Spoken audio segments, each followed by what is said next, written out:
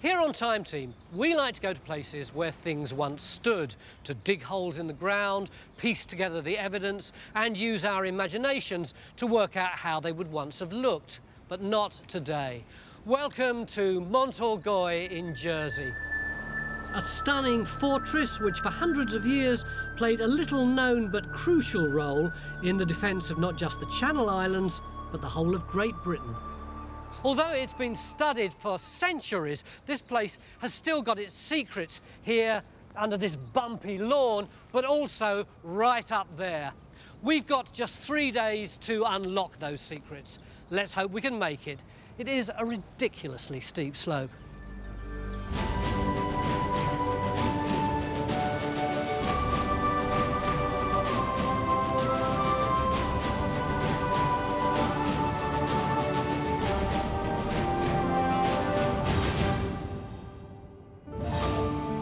Mont Orgueil, Jersey's oldest castle, sits high over Gorey Harbour, protected on 3 sides by the sea.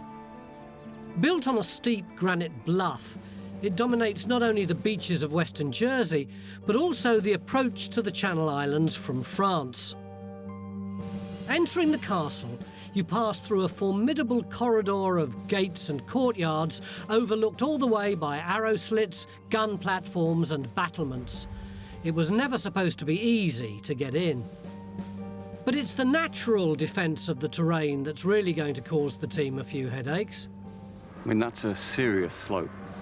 Yeah, that's slightly more vertical than I was expecting.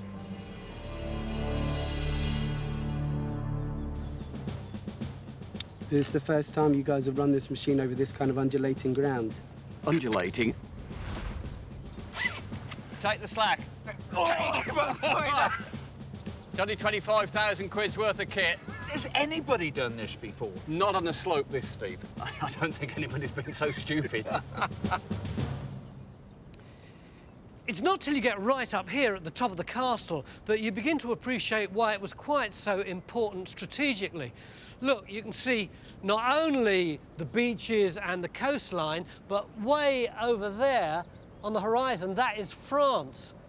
Helen, location, location, location. That's what it's all about, absolutely. Because this is the closest English castle to France. We may be 100 miles from the coastline of the UK, but we're only 14 miles from France. So that puts this place at the heart of politics in some of the most important times in our history. But why are we here, Warwick? Well, there are a number of mysteries about this castle that we want to solve. Although we've got this great stone structure all around us and we know quite a lot about it, there are bits that are missing. Just a minute. You've been working on this site for 30 years. Surely you must have cracked all the mysteries by now. Well, that's short in archaeological time and there's a lot to do. So there are still areas where we just need to know about the bits of the castle that have been demolished and lost over the course of time. What would you like us to be able to identify? I'd like you to come over here and look over the wall and look down to the green there below us. That area, Castle Green, has got earthworks and lumps and bumps in it, and clearly there are structures down there. Now, that area is unexplored. We know nothing about it archaeologically and almost nothing about it historically. If we look at this plan, which shows the outline of the castle as we understand it in the 13th century, we are very unclear about the north side. This uncertainty at the north end of the castle is due to the later addition of the Grand Battery and of Somerset Tower, monstrous fortifications built in the 16th century that would have obliterated any earlier structures. We'll have to closely examine these gargantuan walls, looking for clues in their makeup in order to find evidence of the 13th century walls and towers that complete Warwick's early castle plan. Helen, why should we be so interested in this period of the castle's history? It's because when this castle was built in the 13th century, that's just at the point where England has lost its lands to France. So this place is now on the front line of one of the major power struggles of medieval Europe. So this is what, King John? It is, that's right, yes. King John, who was famous for getting everything wrong and losing all his land in France. But in order to find out more about that, our guys are going to have to do some pretty tricky work, aren't they? Our efforts will be concentrated on the bumpy lawn of Castle Green and on the steep slopes under the formidable north and west walls. It's a relatively simple task, but with one enormous problem: the extreme terrain. Leading the hunt for the 13th century walls is the intrepid geophys team, but it's slow going. It's a bit of a climb.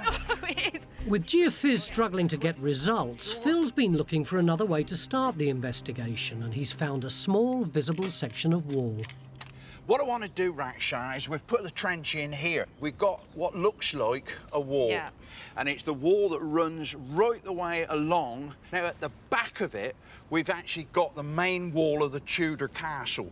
The question is, does the Tudor wall sit on this wall? If that Tudor wall is sitting on the top of that wall there, the Tudor one is later, this one has to be earlier. What we're hoping is it might be the 13th century wall, but doesn't have to be. All we can say is it'll be earlier than the Tudors. The crucial thing about the dating is if we can identify any of the original mortar. And so that's why we've put it in here. It's the place where these two walls come together.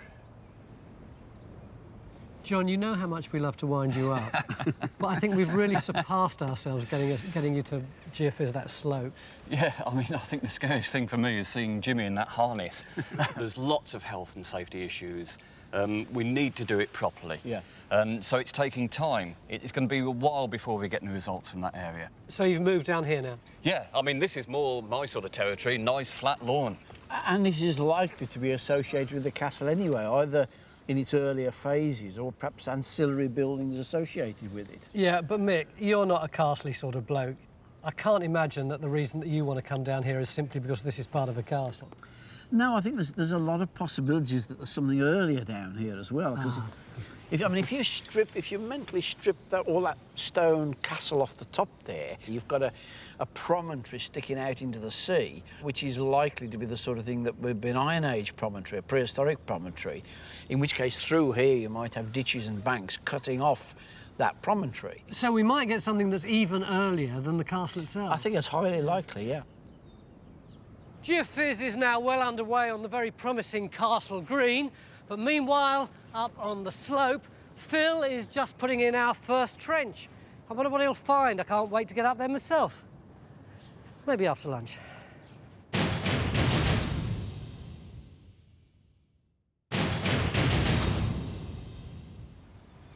Welcome back to the fantastic Mont Orgueil Castle here in Jersey. This isn't a bad job on a day like this, is it? Our archaeologists are already underway up on that slope, excavating behind those trees. But down here on the Castle Green, John, you've got some geophys for us. Yeah, we were saying earlier it's a fantastic area to survey. Yeah. The problem is the results aren't that clear. Why's that? Well, we've got problems with the bedrock. It's really close to the surface. The electric currents aren't going into the ground. Having said that, we've got some results. You've got some big black blobs there, haven't you? Yeah, I mean, that's on this higher bit of ground here. Yeah. Then you can see this green grass. I'm just wondering whether there's a ditch coming through here before we get onto this higher ground here.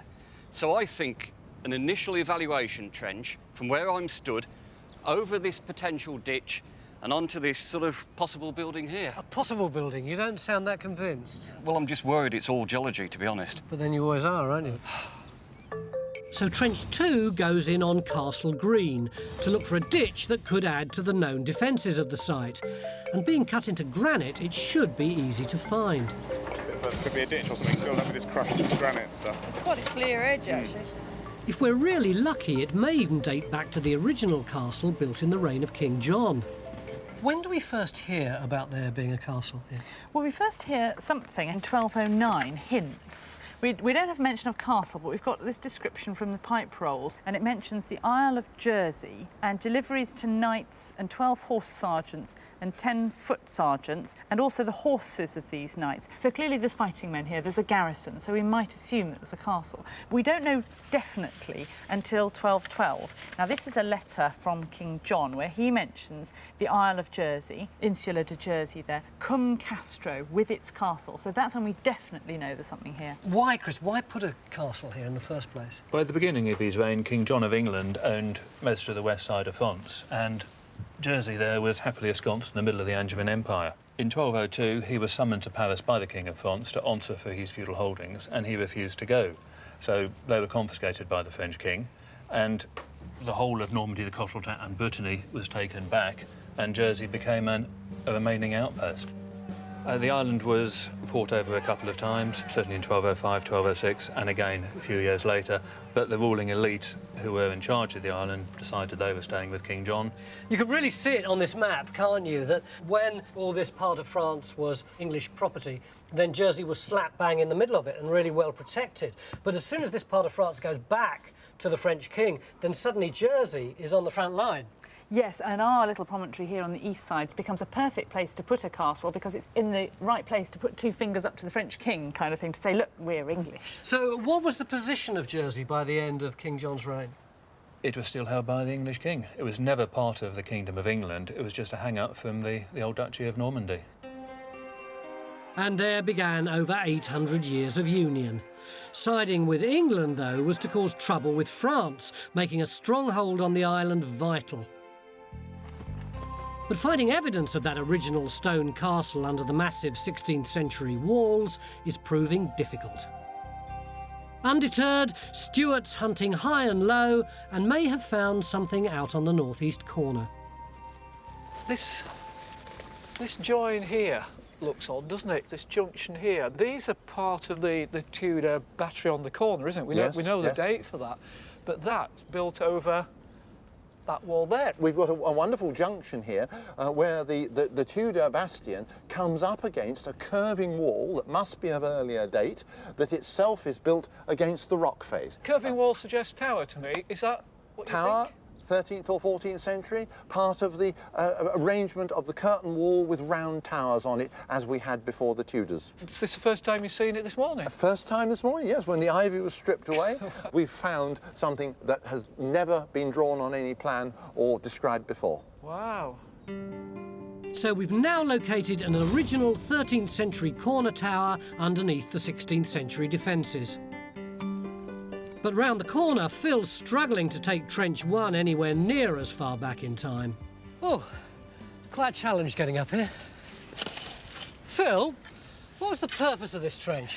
To see whether we could establish the date of this wall. And have you done it? Not yet. What we have found is that we've got the outside edge of it plummeting away there, and then across here we've got the main core of the wall. What we'd like is for this wall to go underneath and be earlier than the main Tudor bastion wall. So at the moment you've got absolutely no dating evidence? Not really, not for the wall, but what we do have is rather unexpected dating. It's this water pipe, or this pipe that's running through here, which we think is probably a relic of the German occupation. Why do you think it's German?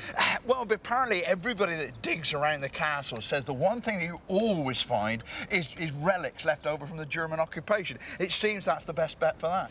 So you've got some pretty robust dating for the 1940s. Now you've just got to get back to the 1300s. Yeah, and I mean, there are two ways that we're actually going to try and approach that. Firstly, see if we can establish whether this wall goes underneath the buttress, and the second way is actually to look at the mortars. What would be significant about the mortar? Well, according to Warwick, the 13th century mortars tend to have quite a lot of shell in them, whereas the Tudor mortars they're a lot more gritty. But he also tells me that there are miscellaneous mortars, and we just got to hope that we haven't got one of them. No sign of the 13th century down in Trench 2 either. The rock-cut ditch is deeper and wider than anyone expected, but it's producing little to help us date it. Although this might not be the only ditch down here, Stuart thinks he's stumbled upon another one near the castle gate. And after clearing the brambles, he calls in Jimmy with his radar for confirmation. If he's right, this is yet another unknown defensive circuit around the castle. If you follow the contour around it, you can see there's actually a ditch comes round here, and it heads down towards where the drawbridge for the original medieval castle gate was. Right. So really, this ditch ought to be part of that original 13th century castle defences. So it should be just outside the 13th century stone walls then? It is, yeah. It's clearly on this side of the castle. This is the weakest side down here. You could easily come up here and get to the base of the towers to undermine them. And so I think it needs some form of defence around here. And to be able to prove this is part of those original defences will be great. I mean, the radar that we've done across it shows it's about 1 metre deep.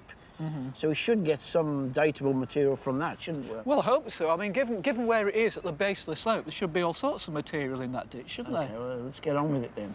We'll get on with the tea. There was rumours of cake, you know, before we started filming this.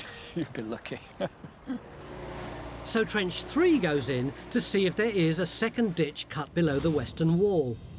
If Stuart's right, it should run tightly butted up against the lower slopes of the castle, parallel to John's ditch. But the question remains, where's the wall that should go with it? Stuart has a hunch and is about to boldly go where no landscape investigator has gone before. With a beady eye, he's clocked something 30 feet up. Can you see how the masonry is different to the battery above it? Encouraged by the daredevil antics of the rest of the team, good luck, Stewie. he heads off up the rock face. Confused by such an up and down archaeological site, I catch up with Mick to get my head around what's going on. So Phil's looking for a 13th century wall up there. Yeah. Down there we've been digging for some ditch. Yeah. But suddenly I find that you've opened another trench here. Yeah, well, there's another ditch, you see, coming through here by the earthworks, so we want to know the date of that one as well. But, you know, given the magnificence of these castle walls, there's a bit of me that feels a bit disappointed that you're just digging for ditches. But the castle walls are just half of the defensive system. As well as each line of stone wall, there would have been ditches at the front as part of the other part of the defensive circuit. So we need to look at those as well. And do you think all those ditches will be the same date? I'd be very surprised if they were, because the walls are all of different dates, and so you'd expect correspondingly different ditches to be dug. After all, this is the weak side of the castle. The rest of it's defended by the sea and rocks. This is the side you can come overland to it, so you're going to have to revise your defence strategy from time to time, dig another load of ditches. It's hard for me to concentrate solely on Mick, because while he's digging down into the ditches, Stuart, perversely, is swinging in the air about 30 feet above our head. Stuart! Hello! What you doing up there? Having a look at this masonry here. You see this block here? Can you see there's a band of masonry going that way? Yeah.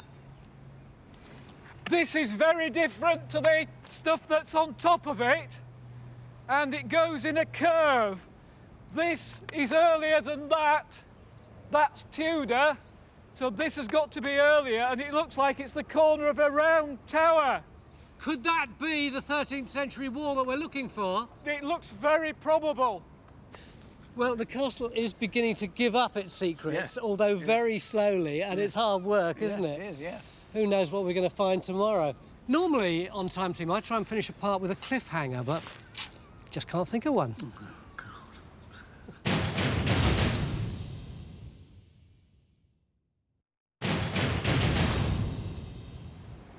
Beginning of day 2 here on the island of Jersey, where we're looking at the awesome Mont Orgueil Castle and trying to unpick some of its secrets. Yesterday afternoon, John suggested we put in a long, thin trench here because we'd started looking at the defences in front of the castle, and he thought there might be a defensive ditch running along there and maybe some sort of building over here. So, Matt, what have we found? Well, we do have this ditch here. It's a huge one cut into the rocks, nearly 5 metres across. It's been backfilled and then recut again at that end, so they keep using it. But down at this end of the trench, there's nothing. Any dating evidence at all? Well, we've got a few bits of pottery coming up from the fields of the ditch, but nothing firm yet.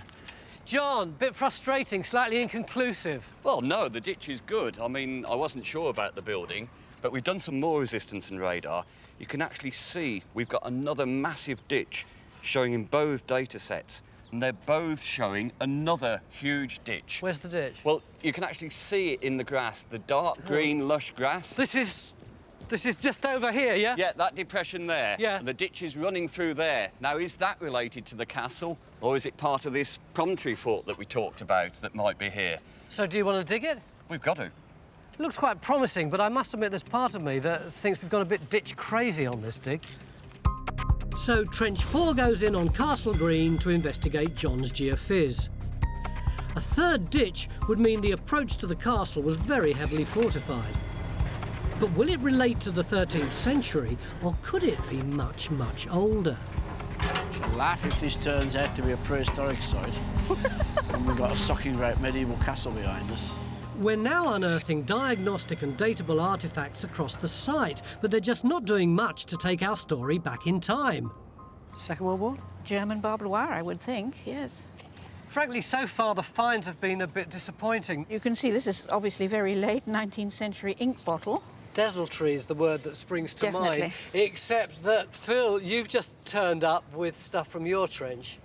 Absolutely, Tony. I mean, most of what we've been getting is the debris that's been thrown over the walls, but we do happen to have some bits of pottery which we're pretty sure are a lot earlier. What do we think about that one, Olga? Right, well, this definitely is our first piece of prehistoric pottery, and I imagine it dates to the Iron Age. But you see, if you want early, Tony, really early, look at a piece of flint. This stuff is actually going to throw our story back probably to 4000 BC, something like that. But we don't really want to throw our story back. We want to throw our story right back to the beginning. Oh, I know you want the early stuff, Fred Flintstone, but we're actually trying to date the earliest castle up here. Have either of you seen in the pottery anything that could be, say, 13th century? No, not yet. Not as yet. But we haven't got down to the critical layers yet. Sure. Stuart's now confident he's located a bit of 13th century castle high up, wedged under the corner of the 16th century walls. So he's back up his rope, recording the archaeology with a little eagle-eyed help. Yeah, I can hear you, Stuart. I found some new wall up here, Henry, which is really, really nice. It's a curving bit of wall going round this crag. And it's got mortar in it. With the crushed burnt limpets in it that Warwick was saying were likely to mean it's 13th century. If I give you a couple of positions, can you plot them for me? First one now, where I am. Observation stored. Right, I got that, Stuart. Where my left glove is now, Henry. Observation stored. Encouraged by this medieval discovery, Stuart follows the base of the vast 16th century wall in the quest for more. We're walking on a wall of ivy at the moment, aren't we? Yeah, so follow behind me, and if we have to go on our bums to scale across, then no problem. OK. Now, there's a few stingers just down here. OK. Bingo! Concealed under the ivy is a second tower. This is really good. So in addition to the northwest corner tower, we can add a second 13th century tower just along the western wall. Everything we're finding on this site is geared to war and defence, suggesting that this castle has seen some serious action. Looking up at it, you really do get the most amazing sense of how difficult it would have been to storm a castle like this, how many layers of defence there are. It's all absolutely bristling with defences, isn't it? But the stone castle, once it's built in the early 13th century, it doesn't stay static, does it? It's constantly being added to and remodelled over It's constantly the being years. added to because the castle and the island are constantly under attack. Yeah, I wrote down some of the attacks. I've been trying to make a list of what's been going on, and I have got attack after attack after attack. There's this big one in 1294, isn't there? Yes, there's about 1,500 people believed to have been killed at the time, which is probably about 10% of the island population. That's terrible, isn't it? It would have made a difference. Yeah. And who's attacking at that point? The French. Oh, no wonder they're not terribly popular. This way I say I'm called a French. Sorry. And then moving on into the 14th and 15th centuries, there's several sieges at that point. So I suppose, what are they doing? Building up great big towers and hurling missiles, trying to break through the walls? Presumably, yes, that's standard siege warfare in those days. So were the walls ever actually breached? In 1373, the French broke through the outer wall, but they couldn't take the keep. They said at the time that their ladders weren't long enough and the foundations were too strong. You'd think they could send home for a few more ladders, wouldn't you? Got to go back to France for that. Henry, I wonder if you'd do a bit of modelling for me. Right. not in that way. Stuart thinks he's located a defensive earthwork down below the corner of the 16th century Grand Battery. Look at this. A large pointed platform seems to sit on top of the rock-cut ditch jutting out into Castle Green. And you've got this big, flat sort of earthwork that comes and lies on the slope. Well, to me, that looks like it's an outwork or a bastion, some form of defence covering this sort of weak area out here. There's sort of that sense of a triangle, isn't there? Which is... Yeah. Yeah, that would be right. Well, what would be really good if you could model that and see how it fits in with all the line defences and the topography, see whether it is a defence work. Under orders, Henry gets cracking. But he's not the only one surveying the castle. We've got a very flashy piece of kit on site this week. Ben, all our techie people are really excited about what you're doing. What exactly is it? This is a 3D laser scanner, and we're actually using it to digitally document the castle at the moment. How does it work? Well, what it does, it fires out a laser beam, and any surface that it hits, it calculates a three-dimensional point in space. And it does this thousands of times a second, creating a rich point cloud of data, which is an exact sort of replica of the castle. Why do we need a 3D model of the castle? Look, I've got eyes here, I can see the castle. I've got a camera here, that can see the castle as well. Why do we need you? We can use it to create very accurate measurements at any point within the castle. So if we scan the exterior walls and then we go inside and scan the internal rooms, we can then create measurements throughout the building. So you can actually take slices, as it were, out of the castle? We can, yeah. Once we've scanned the whole thing, we can literally slice through at any point, horizontally or vertical, and create sections throughout. Trench 3 has now bottomed out and has thrown up some useful pottery. What date do you reckon that is? 15th century. Oh, right, at the bottom. Yeah, right at the base. Right, well, I was just expecting it to be sort of 13th century or something like that. Well, we thought medieval, so it's later medieval, but... Right. Unless it's been washed down and it's cleared out, but from the evidence, it looks like it's 15th century. But we have got lots of rubble and other bits coming in. Yeah, I mean, that's a cracking section you've got there with all those tip lines, isn't it? We've got mortar, we've got stone there, and it looks like some form of building was here or up there somewhere initially. So if that's the bedrock there, presumably something sat on the top of that platform there, didn't it? It must have done. So to confirm whether there was a structure sitting on this platform, Phil's dragged over to take a look. And Trench 5 slowly exposes a small but solid wall on the granite spur. Henry's contour map is also revealing evidence of a defensive structure, confirming Stuart's suspicions.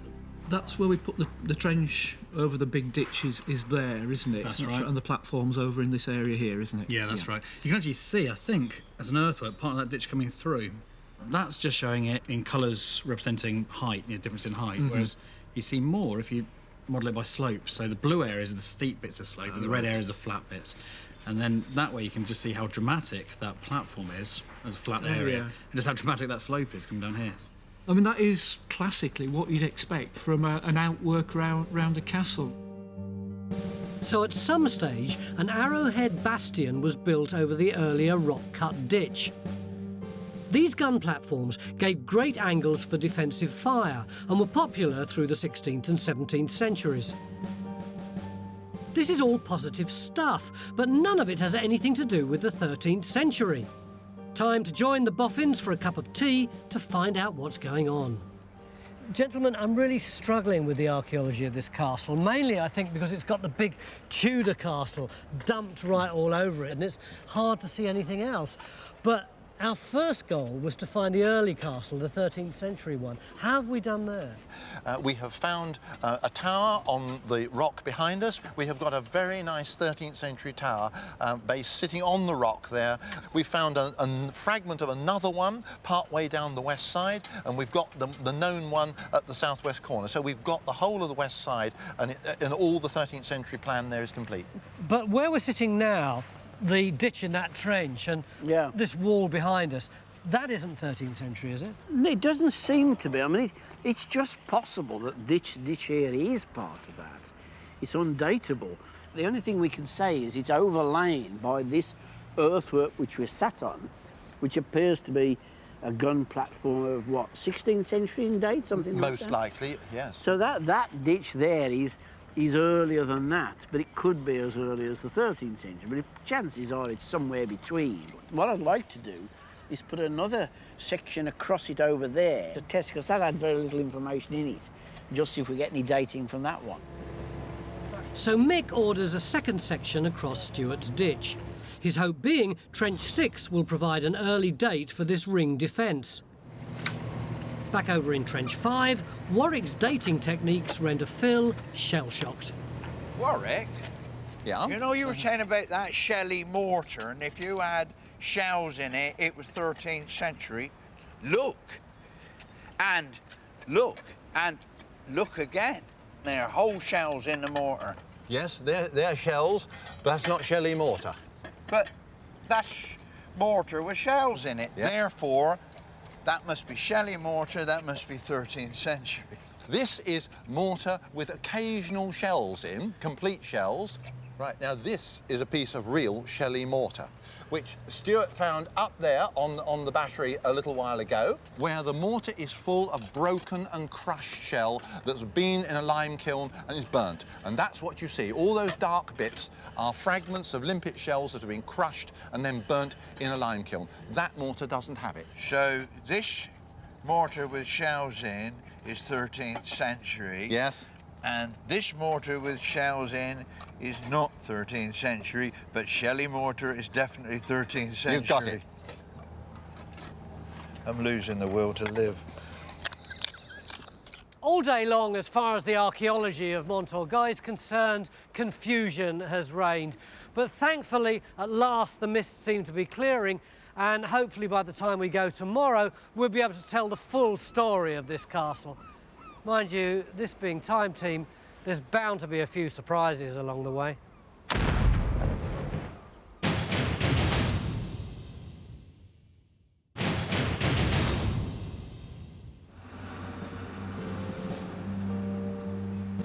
Beginning of day 3 here at Mont Orgueil Castle in Jersey, and actually we came here to do a pretty straightforward job, which was to find a couple of 13th century walls so we could identify the original castle on this site. But as the days have gone on, the archaeology has got more and more complicated. We've not only got our 13th century stuff, we've got 15th century, we've got Tudor, we've even got prehistoric. Quite frankly, by the time we leave, I think they'll probably have to rewrite the guidebook, because what we're finding is really awesome.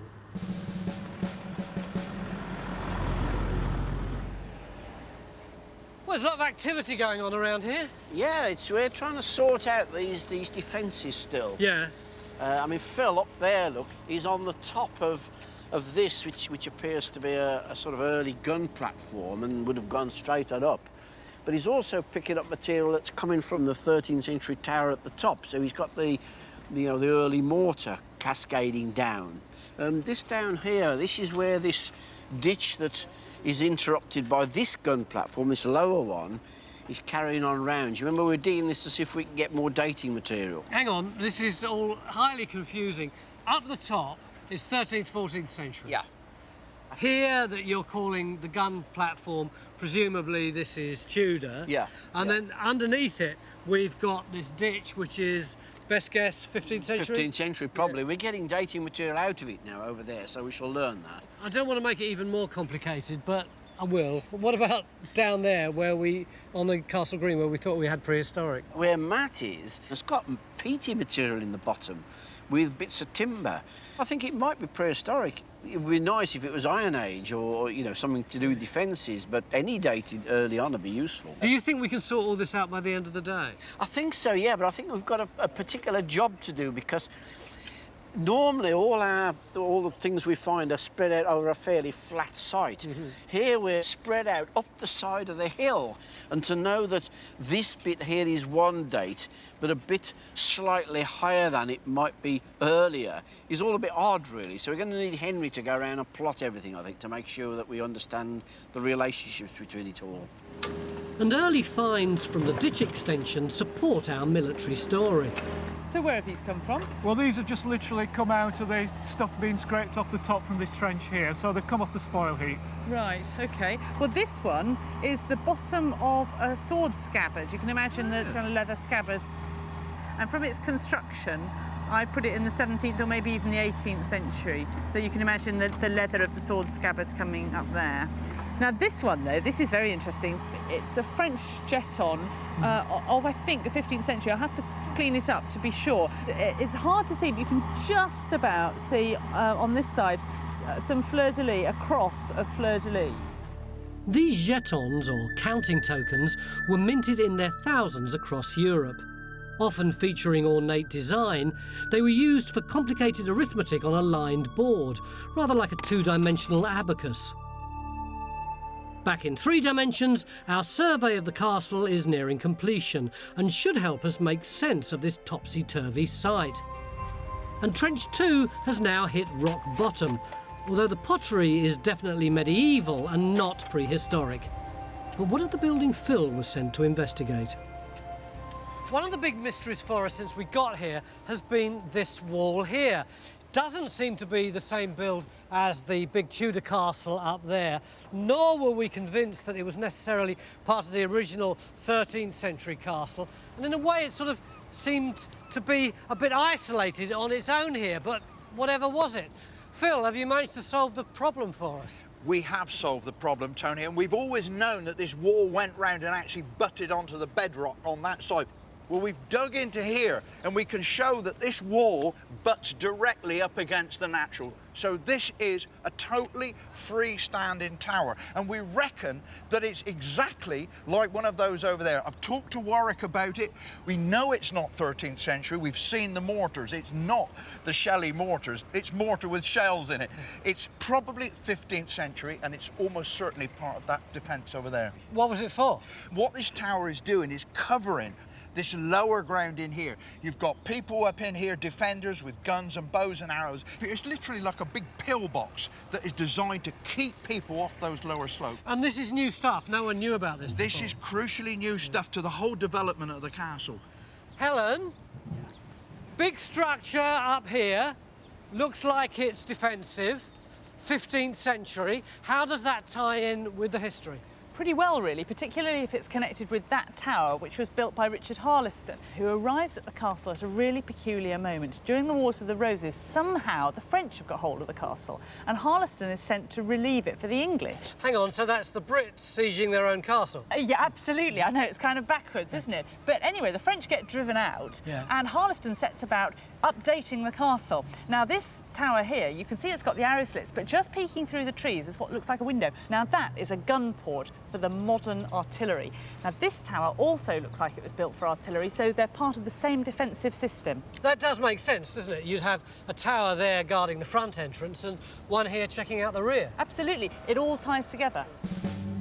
These new defences, along with those of the 16th century refortification, show that the castle was under constant threat. And Stuart believes Mont Orgueil's defensive evolution mirrored developments in weapons technology. So he's mapping known medieval firepower against the castle's walls. Their effective range from the arrows is about 100 yards. I can just sort out 100 yards. Just marking out this distance of death is chilling. I'd never think I could be killed by an arrow or a crossbow from that distance. By the time you get to the 15th century and starting to use muskets, you've got a different order of beast to deal with, and you've got these musket balls which are coming at you. Their penetrating power is such that if you're at this distance, the ball wouldn't just kill you, it'd go straight through you. Oh. Out the other side and take 2 or 3 people out the other side. There'll be chunks of meat flying everywhere. People are killed by splinters of bone behind the person that's been hit first. By the Tudor period, when you're getting the cannon coming in, suddenly they're gonna do you a lot of damage at 2,500 yards. And this firepower could be aided by geography. Looking at the levels, the top of that's lower than the top of the hill here. So I think the natural hill is probably better as defensive position than the top of the castle. How far away is that? The crest of the hill here is about 300 yards. If you're on top of that hill and you've got cannon, you can pound the castle quite easily. This would be a horrible place to be, wouldn't it? Shall we move?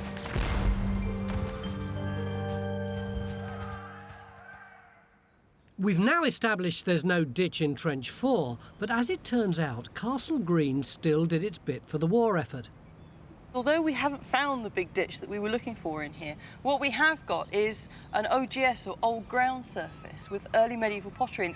But at this end, we've got this great big feature here. We've only got one side of it. Now, we think it's a quarry pit, and they're removing all the loose loess, the natural wind-blown sand and things in here, and they're mixing it up with stone to make a kind of mushy paste almost, with big bits of stone in, and they're using that for the wall core. And in the time of about the 1470 rebuilds of the castle.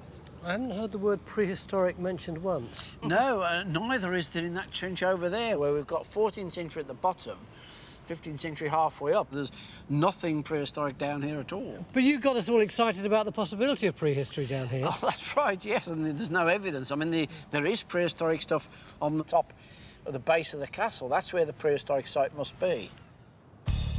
But how far back in time have we pushed this site? The answer lies in Trench 1. Where's Ian? Ian, you got a visitor. I said, where are you?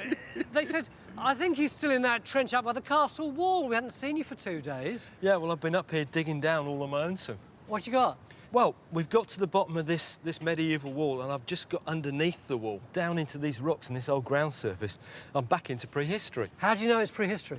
Because all the soil's absolutely full of Iron Age pot and prehistoric flintwork. You tried to insult me a couple of days ago by calling me Fred Flintstone, but I'm totally unrepentant. I still love flints. Look at how sharp that edge is across there. It actually goes in an arrow shaft like that. That arrowhead is probably about 3000 BC. It's really satisfying, actually, that we've managed to nail the prehistoric part of the story to here, isn't it? Absolutely, but I know you're not remotely interested in it. All you're interested in is the medieval stuff. And when I talked to you a couple of days ago and we talked about why we put this trench in here, I said we wanted to find out which of these two walls was the earlier and which was the later. And I said there was 2 ways that we could do that. One was by the stratigraphy and one might be by the mortar. And the stratigraphy we can show with this one is that this low wall here is the earlier one, and it is earlier than the big Tudor wall back there. And it's 13th century? Ah! Now, I can't tell you the date of it because the mortar was going to be the crucial dating thing. We do not have the Shelley mortar in here, so I cannot say without doubt that this is 13th century, but it could be. It is definitely earlier than that wall. That's tantalising, isn't it? So you satisfied now? Yeah, I'm going back down again. I'll leave you to chat to Barney Rubble. Back to the future. Our photorealistic 3D model of Mont Orgueil is nearly complete. And Stuart's keen to use it as a tool to accurately measure the dimensions of the massive Tudor gun battery added late in the castle's life. I'm really interested in the thickness of the Grand Battery for a number of reasons to do with the defence of this castle. What's the measurement from the face of that north wall of the Grand Battery to the inside wall of it there? So we're looking at 12.405 metres there. Right. Crikey, that's thick. I mean, when you think that the average stone wall is probably only about maximum 2 metres thick, and how deep is that from the corner to the inside of that curve of the battery? I'm looking at 23.271 metres from end to end. That's put there simply to absorb cannon fire from cannon up on the hill here, because if it was simply a wall, say a 2 metre thick wall, it would just shatter with the impact of cannonballs, so they need that depth of earth to absorb the impact. And while this huge Tudor gun platform buried much of the original castle, the archaeology is not entirely lost to us. So when do you start getting the good reflections? Just in front of where you're standing. At the 11th hour, Jimmy has made a remarkable discovery. His radar has picked up a complete 13th century tower inside the later bastion. That ends our investigation, and it's time to draw together what we've learned about the earliest stone castle and its subsequent development. What can we add to this now that we didn't know when we started? We can confirm that there is a half-round tower. We've also found a completely unknown round tower. A round tower there. A 15th century battery down here. A solid half-round. What about bastion. down on the slopes? A half-round, a D-shaped. 15th century. 14th, 13th century. I think I'd better pull this together. Mont Orgueil has been in use since prehistory. The steep-sided granite hill has been recognised as a perfect defensive position for at least 5,000 years. The site was set in stone in the 13th century, when a fortified keep was built on the highest point. Protective curtain walls and towers surrounded it, high up on the crest of the hill and part-way down the slope. In the 15th century, the castle had a military makeover. 2 formidable ditches were cut in the rock below the hill, and a pair of gun towers were added to protect the gateway and cover the approach to Castle Green. The late 16th century heralded the most substantial changes. Towers and walls from the earliest castle were knocked down or buried under a monstrous gun battery, and a lofty D-shaped tower designed to protect the heart of the castle. The arrowhead bastion at ground level was the cherry on the cake, leaving Mont Orgueil groaning under the weight of guns. But all this refortification was to prove futile, as the castle became a prisoner of its own geography. Henry, have you got those measurements yet? Yes, I have, Stuart. Where I am now is just over 200 yards away from you, but I'm actually over 4 metres higher than you. I'm not even at the top of the hill yet, so I've got the advantage. So you're definitely higher than me? Definitely. What are you up to, mate? 4 metres. Well, we've been trying to work out why these defences are so complex, particularly on this side of the castle, and why the castle seems to get higher and higher and higher over the periods. And it's really quite interesting, because if we were standing on the 13th century battlements on the castle, we've got the height, we've got the advantage. Got bows and arrows. Bows and arrows, exactly. So if anybody was attacking down there, the effective range of a bow is about 100 yards, which is where about Faye is just down there on the lower lawn. If you fired a bow and arrow... Right, shall I get her? She'd be dead. That's pretty good, wasn't it? But then later on, when they got muskets here... Their effective range is not that dissimilar. It's about the same distance. So where Matt is over there... That was a terrible death. But the big difference comes a little bit later in the Tudor period. Yeah. Cannon. Of course, yeah. Cannon makes the biggest difference, and you've got a hill up there. That's where Henry is, way up there. Exactly. Yeah. If you had a cannon on that ridge at 200 yards, that's the distance, the velocity of the ball would completely smash any walls here. So in the Tudor period, you had to build this great big thick work here to stop the impact of the ball, completely destroying the wall, destroying this castle. Suddenly, he's got the height, he's got the advantage. So is he going to fire his cannon at us? He hasn't got a cannon, we have. Very funny, Stuart. Ha ha.